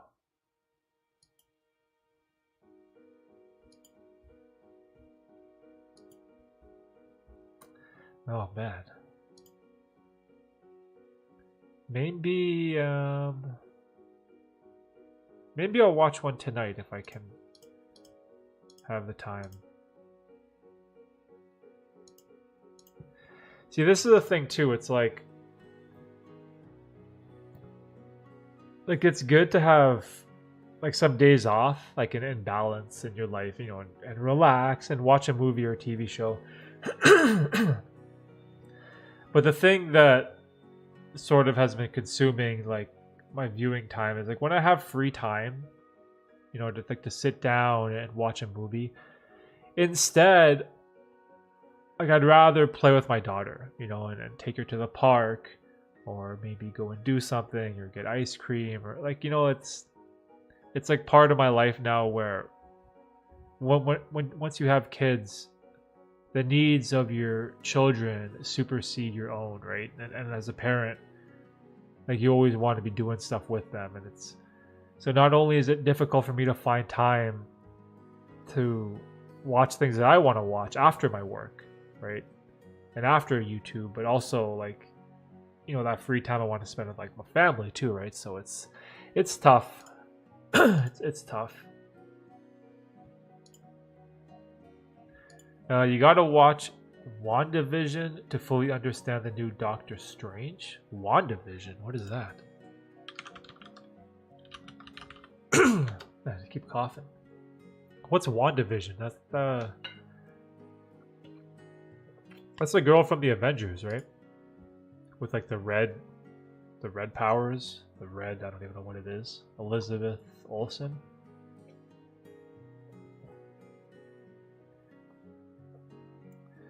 Oh, WandaVision is set 3 weeks after the Avengers Endgame. Wanda and Vision are living in... What word is that? Idyllic? Idyllic. I've never read that word before. Idyllic suburban life in the town of Westview, New Jersey, trying to conceal their true natures. As their surroundings begin to move through different decades and they encounter various television tropes? Tropes. Huh. Tropes and idyllics. Weird words.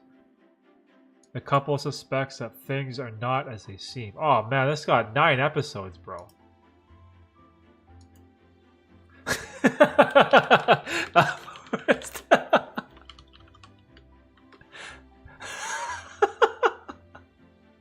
Oh my god.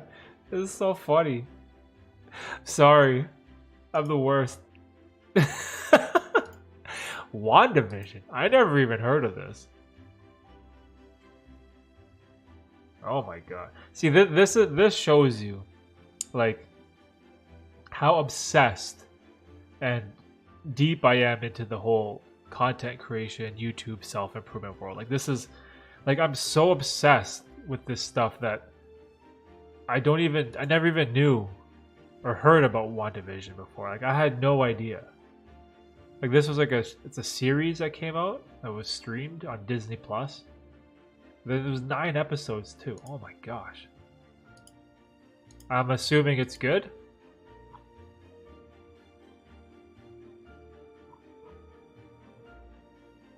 Wow.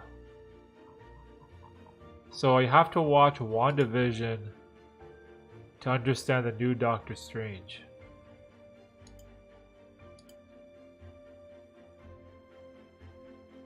Huh.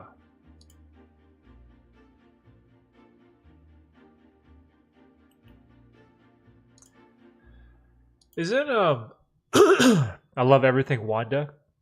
I thought she had another name though. Like in Avengers, she wasn't named Wanda, right? Wasn't it something else? Like Scarlet something? Scarlet Overkill from Despicable Me.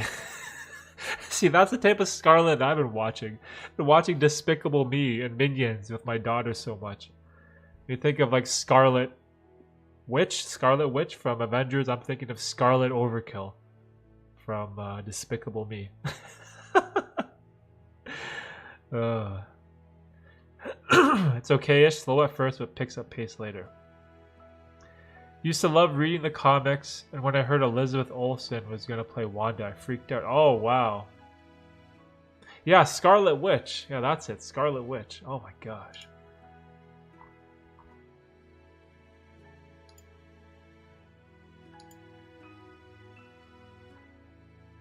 Yeah, Elizabeth Olsen is a great actor. It's funny, right? Because she's like, she's an Olsen, right? So isn't she like the sister of those, the twins from Full House? Ba ba ba. So I have to watch WandaVision to understand the Doctor Strange. Damn it. Actually, it says episodes are 30 minutes to 50 minutes long. Huh.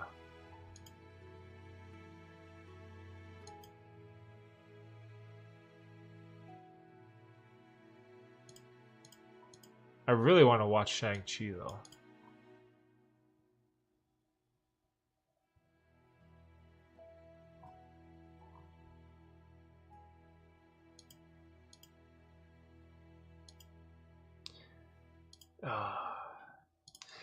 All right, I'll have to plan this out and figure it out.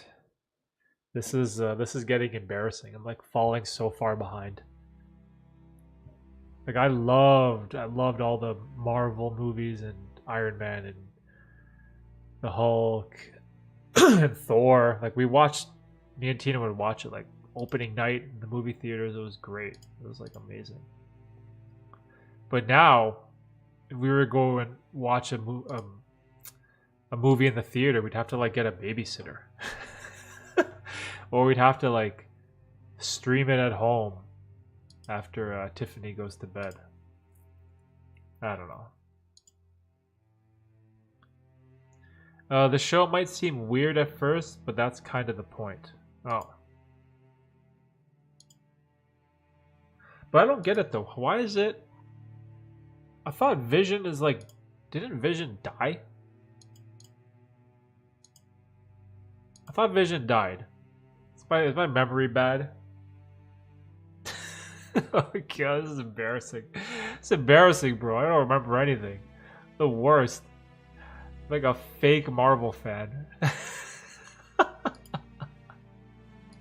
A fake ass Marvel fan. Oh my gosh, doesn't even remember anything.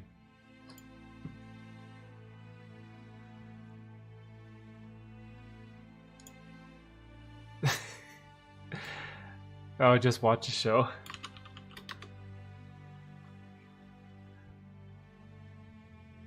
He did die, right? Twice? Because I remember he had the gem in his head, right? The orange gem.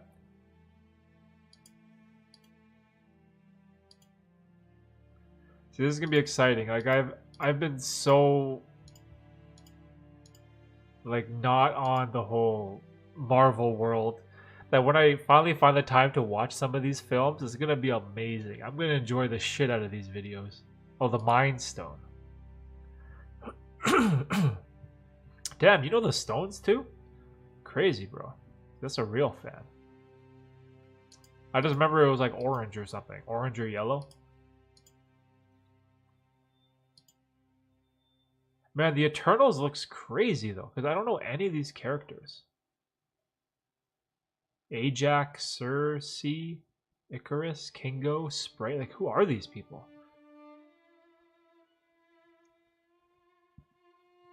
Like, the Eternals was like, I guess the show or the comic book that I never even heard of or never read.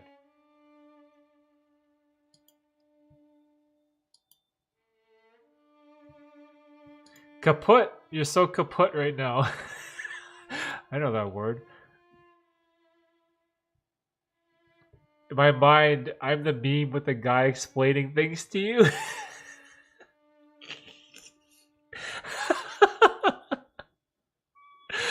That's funny. It's funny. Okay, so my goal is by the next stream.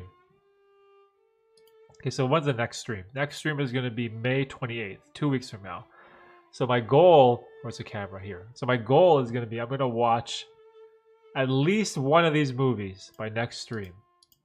So we can talk about it. So Shang-Chi, right? That should be my next one, Shang-Chi. Okay, so in 2 weeks, my goal is to at least watch Shang-Chi. And then I can let you know what I think. And then I'm going to take it from there. Which country are you in? Me? In Canada.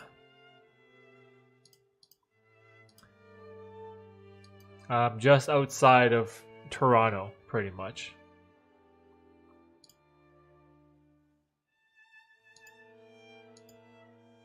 So right now everyone's going crazy for hockey and the NHL for the Leafs.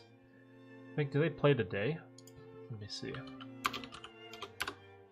I might have to watch this. Oh, they do play today.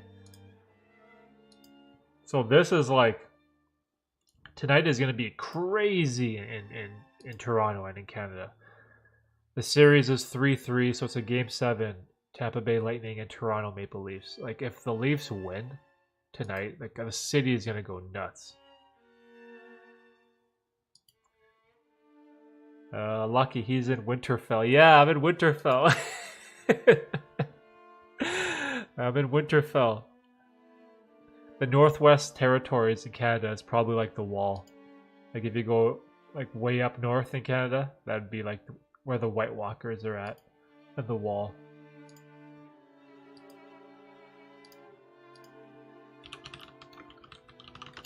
What would be King's Landing? King's Landing would be like in the US. If Canada was like Winterfell, King's Landing would be to the south, right? And then like Dawn would be like Europe, I guess. And the Iron Islands would be like the Caribbean? Is that right? Is that what the world would look like if it was like Game of Thrones?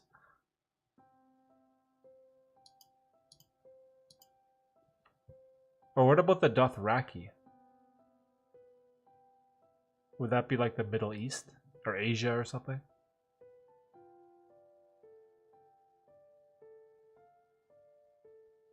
Man, I miss Game of Thrones. I miss the good days. Oh yeah, has Dude even released that book? What would the Mediterranean... See, I have no idea. Is there a Game of Thrones world map? Like, what does it look like?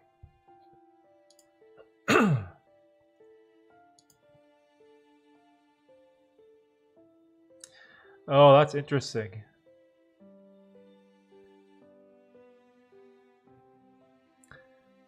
Okay, so the Free Folk and the White Walkers would be like Antarctica, and the the North.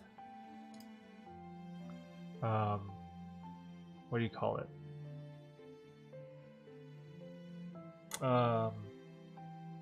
Winterfell. So Winterfell would be like Canada. The Seven Kingdoms of Westeros and King's Landing, that'd be like the middle of the United States. The Iron Islands would be, I guess, sort of like Vancouver Island, so the west of Canada. And then Dorne would be like California, because of the far south. And then to the east, Bravos would be like where the UK is. Pentos would be like where Spain is. Yeah, the Dothraki would be like the middle. Would be like, what is that? Would be like the Middle East. Like Russia. Or a little bit south, Turkey, in that area, I guess. Oh, that's so interesting. Oh, then that city, Astapor, to the south. That would be like, I guess, Greece or something. And then in the far, far corner, you have that place called Karth. So that'd be like Australia. Super interesting.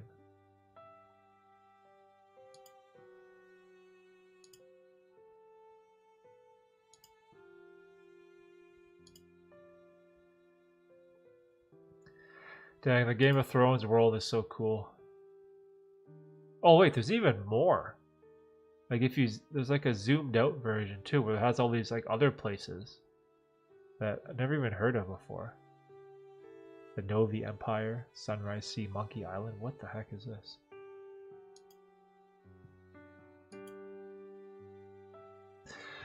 Oh well, I think that's enough Game of Thrones for me. How long have we been going? Oh, over 2 hours. Well, that was a fun podcast. Or not podcast. That was a fun live stream. You guys embarrassed me with how little I've kept up to date with the Marvel universe. Oh man, that's funny. All right, guys. So let's book the next live stream for May 28th, in 2 weeks from now. And my goal by the live stream will be to watch Shang-Chi, and then hopefully we can discuss it, even though I'm going to be like a year late to the party. But hey, better late than never, right? And yeah, so moving forward, I'm going to try my best to keep up with the daily content. I've been posting a lot of unfiltered, off-the-cuff videos and then YouTube shorts pretty much every day, just like to fill up my posting days. And we'll see how the channel grows. And you can expect some more podcasts in the future and the newsletter when I get time to writing it. So I got a lot going on, a lot of work to do, but it's definitely going to be fun. So if you guys are still here and watching, I guess hit the like button. Maybe that will help the algorithm in some way. Who knows? And yeah, that's it. Have a good weekend, Forrest. I don't know how you say your name. Vibhav? The dude with all the Marvel knowledge. Erica, Swen, Bo, everyone else who came to stop by to chat. It was great talking to you guys during the stream. And we'll see you guys in 2 weeks. So have a good weekend and be safe. Peace, peace, peace, peace. Bye.